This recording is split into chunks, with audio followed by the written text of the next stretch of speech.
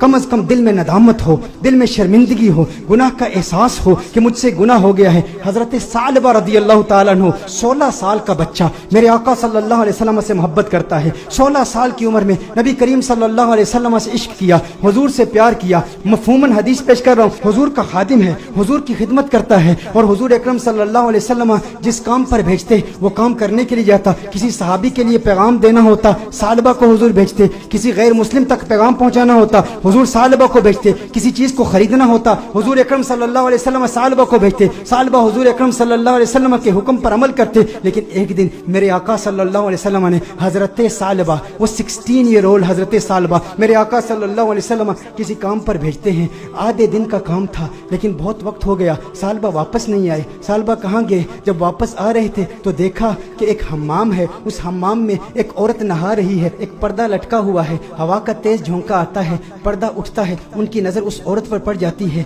उनके दिल में कुछ रगबत हुई, कुछ मैलान हुआ, दिल में ख्याल आया, है सालबा दूसरी नजर तो हराम है लेकिन आज तूने किया क्या? आज तूने इस औरत को देख लिया, ये औरत नहा रही थी, तूने इस हालत में देख लिया। तेरा दावा यह है कि तू हुजूर अकरम सल्लल्लाहु अलैहि वसल्लम का गुलाम है। इतनी कम उम्री में अल्लाह जल्ला वाला ने तुझे इतना बड़ा मकाम दिया, इतनी बुलंदी दी। दुनिया तुझे खादिम मुस्तफ़ा कहती है, दुनिया तुझे हुजूर अकरम सल्लल्लाहु अलैहि वसल्लम का सहाबी कहती है। हुजूर का खिदमत गुजार होके इस औरत को तूने देखा। सालबा पर रिक्कत तारी हो गई, इस कदर रोए, चेहरा आंसुओं से भीग गया। सालबा रोते हुए अपने आप से ये कहते हैं, हो ना हो मेरे आका सल्लल्लाहु अलैहि वसल्लम पर ये वही नाजिल हो चुकी होगी, अल्लाह ने कलाम किया होगा कि सालबा मुनाफिक हो गया है, हुजूर अकरम सल्लल्लाहु अलैहि वसल्लम की खिदमत में रहने वाला, और इस तरह इस औरत को देख लिया, अल्लाह जल्ला वाला की वही आ चुकी होगी, किस मुंह से हुजूर की बारगाह में जाऊंगा। है सालबा अब तू इस बात का हकदार नहीं कि तू हुजूर की बारगाह में जाए। उस 16 साल के बच्चे के जहनी ख्यालात और उसके जहनी इर्तिका को जरा चश्मे तसव्वुर से देखें, तखय्युल बांधें कि उसको अल्लाह जल्ला वाला ने कितनी फिरासत दी, किस कदर नदामत, शर्मिंदगी, शर्मसारी की कैफियत उसके दिल में पैदा हुई। ये शर्मसारी की कैफियत कि हमारे दिल में भी है, हम इंसान हैं, गुनाह इंसान से हो जाता है, लेकिन गुनाह के बाद हमारा रिएक्शन क्या होता है? हम क्या ढीठ हो जाते हैं? एक गुनाह हो तो उसके बाद 10-10 गुनाह करते हैं। घर में तन्हाई में पोर्नोग्राफी देखने वाले भी इस बात पर गौर करें, औरतों से बातें करने वाले भी इस बात पर गौर करें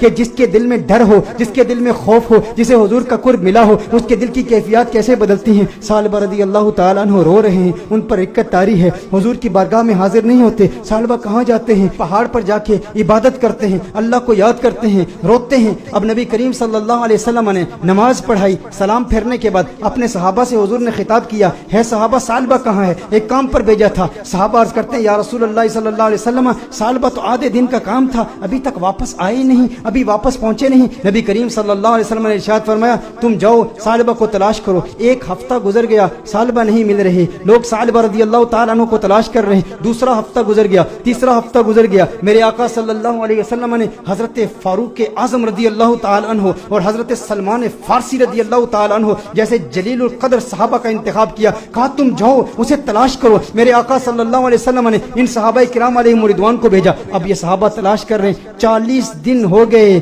गलियों में तलाश कर रहे हैं, बाजारों में तलाश कर रहे हैं, देहातों में तलाश कर रहे हैं। आखिर वो वक्त आया कि जब वो शहर के मज़ाफात तक पहुंच गए, वहां पर बुलंद पहाड़ थे। चरवाहों को देखा, उनसे पूछा, कहा इतना कद है, इतनी उम्र है, रंगत ऐसी है, नकूश ऐसे हैं, क्या इस बच्चे को तुमने देखा है? ये बच्चा 40 दिन से गायब है, हमें नहीं मिल रहा। उन्होंने कहा, क्या तुम उस रोने वाले बच्चे का जिक्र करते हो, वो जो रोता बहुत है? कहा क्या मतलब? कहा उस रोने वाले बच्चे का जिक्र करते हो जिस पर हमेशा रिक्कत तारी रहती है? कहा क्या मतलब, कौन सा रोने वाला बच्चा? कहा जो तुमने उसकी डिस्क्रिप्शन बयान की है ना, जब हम रात को सोते हैं ना तो उन बुलंद पहाड़ों से एक बच्चे की रोने की आवाजें आती हैं, उसकी दर्द भरी आवाज हमारे सीने तक पहुंचती है, वो रोता है और रो रो के अल्लाह को पुकारता है, वो माफिया मांगता है, हमें पता नहीं उससे हुआ क्या है। कहा वो आपके पास कब आता है? कहा हम चरवाहे हैं, बकरियां चराते हैं, कभी कभी आ जाता है, बकरियों का दूध पीता है और चला जाता है। फारूक आजम ने फरमाया कब आएगा? कहा ये उसके आने का वक्त है, अभी आ ही रहा होगा। फारूक आजम रदी अल्लाह ताला अन्हु عنہ سلمان فارسی رضی اللہ تعالیٰ عنہ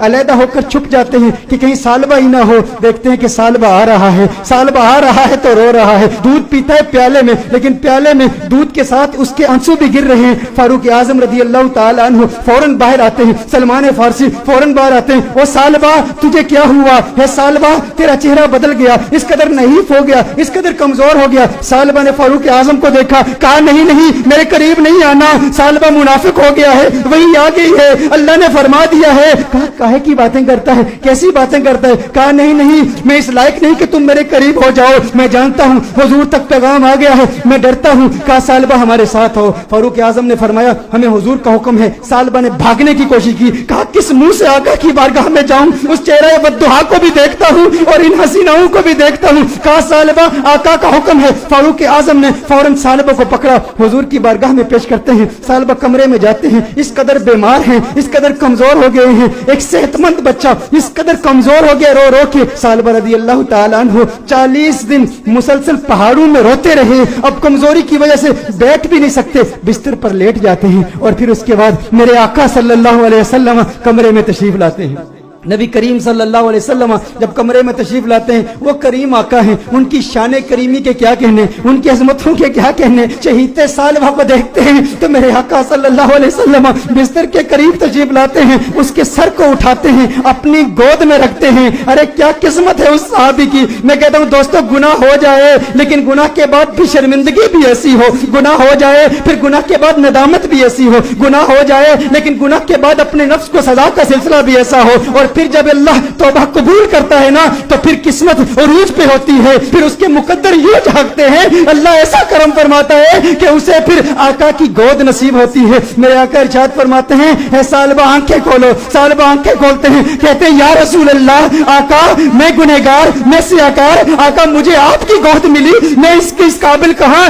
آقا مجھے پتا ہے وہی آ گئی ہے, مجھے پتا ہے آیت آ گئی ہے, آپ کو بتا دیا گیا ہے کہ سالبہ منافق ہو گیا. یا رسول اللہ صلی اللہ علیہ وسلم میں اس قابل نہیں کہ آپ کی گود میں لیٹوں. سالبہ کہتے ہیں یا رسول اللہ صلی اللہ علیہ وسلم میں نے ایک عورت کو یوں دیکھ لیا, میرے آقا نے ارشاد فرمایا تو پھر تو توبہ کر لے. سالبہ کہتے ہیں مجھے ڈر ہے اس بات کا کہ جہنم کے نچلے درجے میں مجھے پھینکا جائے گا, مجھے جلایا جائے گا. حضور نے ارشاد فرمایا مومن ڈرتا بھی تو ہے لیکن مومن کی ایک اور کیفیت بھی ہے, وہ امید کی کیفیت ہے. کہا اللہ سے امید کیا رکھتا ہے؟ کہا امید تو یہ ہے کہ میرے اللہ مجھے معاف کر دے گا. حضور نے ارشاد فرمایا پھر اللہ سے جو تو زن رکھتا ہے اللہ کو اپنے زن کے مطابق پائے گا, یہ امید رکھ کہ میرا اللہ تجھے معاف کر دے گا. حضور اکرم صلی اللہ علیہ وسلم نے دستے دعا بلند کیے, سالبہ کو دعائیں دی. جب سالبہ خوش ہو گئے کہ مجھے آقا کی دعائیں ملی اور میرے منافق ہونے کے حوالے سے کوئی آیت نازل نہیں ہوئی, تو اس وقت سالبہ حضور سے عرض کرتے ہیں یا رسول اللہ صلی اللہ علیہ وسلم یوں محسوس کر رہا ہوں جیسے میرے جسم میں ہزاروں کیڑے رینگ رہے ہیں, اس قدر درد محسوس کر رہا ہوں. میرے آقا رونے لگے, یا رسول اللہ صلی اللہ علیہ وسلم آقا کیوں گریہ فرما رہے ہیں, آقا کیوں رو رہے ہیں؟ میرے آقا نے ارشاد فرمایا اے سالبہ تیری موت کا وقت آ گیا ہے, ملک الموت آ رہے ہیں, تیرے جانے کا وقت آ گیا ہے. سالبہ نے دیکھا ارے مقدر والا ہے وہ جس کی موت آقا کی گود میں ہو, کاش یوں موت آئے میرے ہم نشی نزاکا اور ہو جائے منظر ہنسی, کاش یوں موت آئے میرے ہم نشی نزاکا اور ہو جائے منظر ہنسی. وہ ادھر اپنی زلفیں سوارا کرے اور ادھر دم ہمارا نکلتا رہے. ارے کیسا قسمت والا ہے, آقا کی گود میں سالبہ کی موت واقع ہو گئی, سالبہ کی روح قفس انصری سے پرواز کر گئی. میرے دوستو یہی پیغام ہے, اگر چاہتے ہو آقا کا کرم ملے تو آج میلاد کی محفل کا یہ پیغام لے جاؤ کہ غم کا ایک سبب گناہ بھی ہے. اگر تم گناہوں سے توبہ کرو گے ڈپریشن ختم ہو جائے گی, حضور کا پیار ملے گا, حضور کی محبت ملے گی, حضور کا عشق ملے گا. والدین کو وقت دو, اپنے بچوں کو وقت دو, نمازوں میں استقامت حاصل کرو, گناہ جو کیے ان سے توبہ کرو, جو نمازیں قضا کی ہیں, جو روزے قضا کیے ہیں ان کی قضا عمری کرو, حسن اخلاق سے پیش آؤ. جو رشتہ دار ناراض ہیں صلہ رحمی کے جذبے کے ساتھ ان سے ملاقات کرو, وہ پوچھے کیا ہو گیا ہے, میرے گھر میں آج کیوں آیا ہے, کبھی نہیں آیا. کہا تجھے نہیں پتا کل کنز الہدیٰ میں محفل میلاد ہوئی تھی, آقا کا میلاد ہوا ہے اس لیے آیا ہوں. ارے جس سے مل رہا ہے ویسے تو تیرے چہرے پر 12 بجے ہوتے ہیں, آج مسکرا کیوں رہا ہے, کیوں مسکرا رہا ہوں؟ کل حضور کی میلاد کی محفل تھی, میلاد ہوئی ہے, میلاد نے مسکرانا سکھا دیا,